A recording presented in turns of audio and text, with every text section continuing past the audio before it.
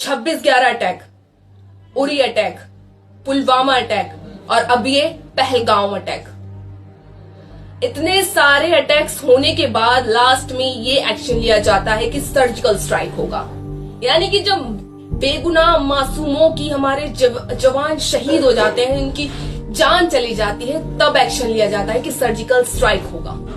यानी कि हमारे देश की इंटेलिजेंस ब्यूरो इतनी वीक हो गई है कि उनको पता ही नहीं चल पाता है कि घर में आतंकवादी घुसा और गोलियां मारी और वो निकल गया बेगुनाह लोगों की जान लेकर।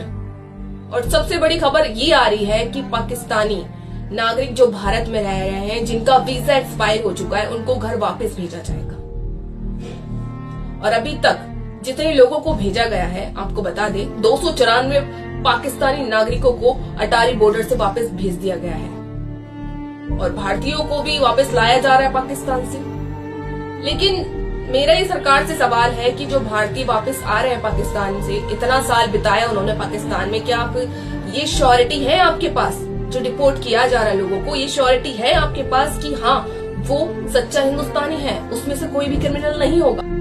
और सबसे बड़ी बात कि हिंदुस्तान में ना इतनी पॉपुलेशन बढ़ चुकी है, सिर्फ पाकिस्तानियों को मत देखिए, आप अफ्रीकन को देखिए, अफगानिस्तानियों को देखिए, जो कि यहाँ पे अपने खुद के बिजनेस चला रहे हैं। अफ्रीकन जिनका वीजा एक्सपायर हो चुका है, लेकिन कोई ध्यान नहीं, हमारे देश में मजे से वो लोग अपना व्यापार कर रहे हैं, अपना कारोबार चला रहे हैं। लेकिन गवर्नमेंट हर साल जनगणना करती है तो क्या देखती है, मतलब अपना वोट बैंक पक्का कर लेती है। और उसके बाद अब जब इस तरह का माहौल बनता है, इस तरह की कोई भी घटना होती है, तब आप लोगों की आंखें खुलती है कि हाँ हमारे देश में कुछ ऐसे लोग भी रह रहे हैं जिनका वीजा खत्म हो चुका है और जिनको यहाँ से जाने के लिए बोलना है।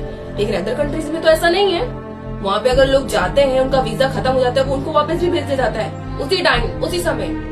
आप जो ये हिंदू मुस्लिम कर रहे हैं ना, इससे कुछ भी हासिल नहीं होने वाला है, इससे बेगुनाह मासूमों की जान जाएगी। और पाकिस्तान ने ये हमला करा कर ना, इस तरह की सिचुएशन बनाकर यही वो दिखाना चाहता है कि हिंदू मुस्लिम आपस में लड़े भिड़े। लेकिन आप मत ऐसा कुछ कीजिए, क्योंकि उसने स्थिति ही ऐसी बनाई थी कि लोगों के मन में एक दूसरे के प्रति गलत भावनाएं आए।